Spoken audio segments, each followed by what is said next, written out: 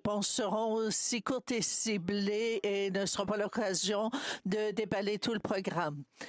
Ma question, sujet de Michael Kovrig et Michael Fabric, qui continue d'être dans les pensées des Canadiens. Plus de 900 jours après leur incarcération illégale en mars, les Canadiens ont subi de soi-disant procès qui n'étaient que de faux procès.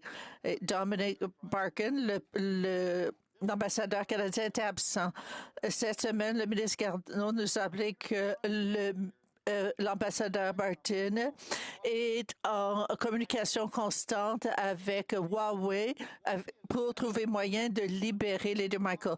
Pourquoi est-ce que il négocie avec Huawei alors qu'ils ont été illégalement emprisonnés par le gouvernement? Est-ce que c'est pour ça que ça prend autant de temps pour obtenir la libération, comme le disait le premier ministre Trudeau la semaine passée à l'Université Ryerson? Eh bien, je vais tâcher d'être bref. Le Canada utilise plusieurs approches et voies pour obtenir la libération des deux Michael qui sont détenus de manière irresponsable, illégale et arbitraire. Cela comprend les efforts diplomatiques auprès de nos alliés, notamment le président Biden des États-Unis, et l'exploration de tous les moyens tout en restant fidèle aux intérêts à long terme du Canada et en passant à tous ceux qui pourraient être victimes des mesures arbitraires et coercitives de régimes comme celui de la Chine afin d'obtenir la libération de nos deux Michael.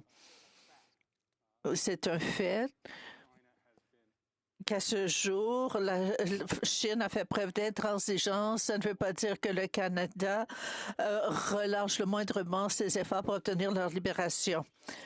Cette courte réponse, je pense, c'était oui. Et bien, est-ce que la pratique habituelle pour les fonctionnaires, y compris les ambassadeurs et les hauts fonctionnaires, de négocier avec des entreprises privées la libération d'un Canadien incarcéré illégalement à l'étranger, à votre connaissance? Est-ce que ça s'est déjà fait? Et pouvez-vous nous dire si l'ambassadeur Barton a négocié pour que la famille de Mme Ming puisse passer Noël avec elle à Vancouver pendant que les deux Michael étaient en prison? Comment est-ce que le gouvernement Trudeau peut-il penser que cela est juste et équitable? Merci pour la question. Le Canada travaille fort pour obtenir la libération des deux Michael en utilisant tous les moyens possibles. Je n'ai pas d'informations sur les questions que vous soulevez. Ce qui est important, et tous les Canadiens seront d'accord,